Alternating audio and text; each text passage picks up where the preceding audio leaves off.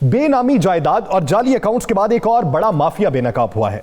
पाकिस्तान की तारीख के मेगा स्कैंडल, 300 अरब रुपए का यह स्कैंडल है। इसकी करप्शन करने वाले कौन है, पंजाब में उनका क्या काम है, पंजाब में किन इदारों से वो वाबस्ता है, ये राणा साहब से जानेंगे।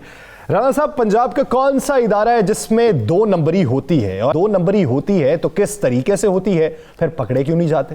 देखें यासर, ये आज हम एक इतना बड़ा स्कैंडल सामने लेकर आ रहे हैं कि 300 अरब, अभी किसी सियासतदान ने इतनी बड़ी करप्शन मेरा ख्याल नहीं की। और ये 300 अरब की करप्शन कुछ एक्साइज के लोग हैं, निचला तबका, ऊपर वाला नहीं, कुछ नीचे एक्साइज के लोग हैं, और एक टिकटॉकर बड़ा मारूफ है, सोशल मीडिया पे बड़ा हिट है, एक वो है। एंटी करप्शन पंजाब ने एक इन्वेस्टिगेशन शुरू की। अच्छा, ये इन्वेस्टिगेशन कहाँ से शुरू होती है? सीटीडी से। आपको याद होगा कि एक बम धमाका होता है, ब्लास्ट होता है, जिसमें कुछ लोग भी मरते हैं सगियां बुल के पास। उसमें एक गाड़ी इस्तेमाल होती है FB113 ITA-14454, ये चेसिस नंबर है गाड़ी का। जब इस गाड़ी के ब्लास्ट होता है, चेक किया जाता है, तो पता चलता है कि यह गाड़ी ही जाली है, 2 नंबर गाड़ी। बड़ा तगोदोड़ के बाद कुछ एक्साइज के लोगों को पकड़ा जाता है, उनसे इन्वेस्टिगेशन की जाती है, तो पता चलता है कि जनाब एक बहुत बड़ा माफिया है जो असास दायरे के भी जाली कागज बनाता है, जो मुख्तलिफ काम करता है।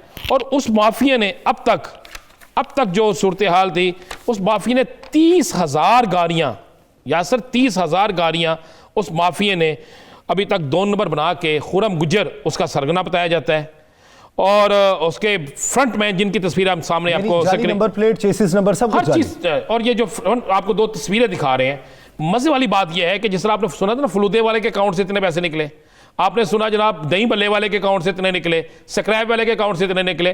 तो ये जो 2 तस्वीरें आपको दिखा रही हैं, इनमें से एक का नाम जो है एक कसवर अब्बास है और एक का नाम अर्जी शाह है। ये दोनों के पास अपनी जायदाद मेरा ख्याल 5 लाख भी नहीं है। और एक जो इनमें से जो एक है, ये किसका कहा जा रहा है, ये खुरम गुज्जर के फ्रंट मैन है। और इनमें से एक जो है शख्स, उसने 2020 से 2015 से 2018 तक इन लोगों ने 7013 गाड़ियां ऑक्शन वोचर पर जाली तरीके से करवाई। और उसके बाद इनमें से एक शख्स जो है वो 1290 गाड़ियां, एक के नाम है जो कसवर अब्बास है, इसके नाम पर 1290 गाड़ियां हैं, 1290। और जो दूसरा है वो स्टाम्प फरोश है, अली अर्शी शाह, इसके नाम पर 996 गाड़ियां रजिस्टर्ड हुई हैं। यानी एक दोनों का अगर देखा जाए तो 50 अरब से जायद की गाड़ियां इनके नाम मौजूद हैं। जब इनसे इन्वेस्टिगेशन होती है तो ये कहते हैं जनाब हमारे पास तो अपनी मोटरसाइकिल नहीं है, आपने हमारे पास इतनी गाड़ियां हमारे नाम से किस तरह रजिस्टर्ड हुई? तो ये एक जो आप इस पे इन्वेस्टिगेशन जो गौहर नफीस है डीजी एंटी करप्शन, ये चूंकि तस्वीरें पहली दफ़ा हम सामने लाए हैं उन लोगों की जिन्होंने ये जिनके नाम से ये गाड़ियाँ आई, जिस तरीके से निकली। गौहर नफीस जो है डीजी एंटी करप्शन, ये इस पर जब ज़्यादा हाथ डालते हैं तो मज़े वाली बात है, इतनी तगड़ी सिफारिशें आती हैं, इतनी तगड़ी सिफारिशें आती हैं कि आप परेशान हो जाएंगे। मीडिया से तल्लुक़ रखने वाली बड़ी बासर शख्सियात, अरकान असम्बली, बड़े बड़े तगड़े फनकार, बड़ी बड़ी ताकतवर शख्सियात इसमें आ जाती हैं सिफारिश के लेकर। लेकिन इन्वेस्टिगेशन मुकम्मल होने के बाद ये चीज़ सामने आती है कि पाकिस्तान की तारीख का किसी अदारों के अंदर और प्राइवेट जो लोग बैठे हैं सियासतदानों से बड़ा स्कैंडल है कि 300 अरब रुपया का फ्रॉड हुआ है। 300 अरब का कौमी खजाने को।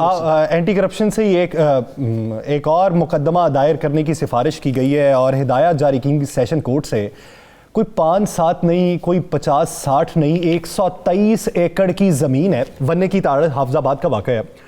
123 एकड़ की ज़मीन है जो दूसरों के नाम मुंतकिल कर दी गई, मावराए अदालत जिसे सेटलमेंट कह सकते हैं। आप पैसे लिए और दूसरे के नाम मुंतकिल कर दिया। उसकी सिफारिश की सेशन कोर्ट ने कहा मुकदमा दर्ज करें और इंक्वायरी करके गिरफ्तार करें। DC हाफजाबाद है और उनके साथ साथ सीनियर मेंबर है रेवेन्यू बोर्ड के। तो ये जो पॉलिटिकल इन्फ्लुएंस है या अपनी जो सीट का नाजायज इस्तेमाल है, ये कब खत्म होगा ये पूरा? ये देखें या सर, इस माशरे में चीज़ों को ख़त्म होते टाइम लगेगा।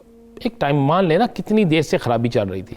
डीजी एंटी करप्शन कौन होता था? वो होता था जो सियासी लोगों का, जिनको आशीर्वाद होती थी सियासी लोगों की, यही लोग होते थे ना। अब आगे इस मौजूदा हालात में कुछ तेजी हुई है, बड़े बड़े तगड़े लोगों पे हाथ पर है, और मुझे यकीन है कि अगर गई है ये तो गौर नफीस इस पर ज़रूर एक्शन लेंगे, क्योंकि वहाँ पे अब इस पर अमल ज़रूर होगा। देखिए जिस बड़े गैंग को इन्होंने पकड़ा है, जितने बड़े गैंग पकड़े गए हैं, उसके बाद ये तो बड़ा छोटा सा मामला, लेकिन हम समझते हैं कि इंसाफ होना चाहिए। आम आदमी कब तक कहाँ तक बेचारा इसी तरह अपना वक्त गुजारेगा। इंसाफ होना चाहिए और बिला तफरीक इंसाफ होना चाहिए। मुआशरे में अमन ही तब कायम होता है कि जब इंसाफ बिला तफरीक हो।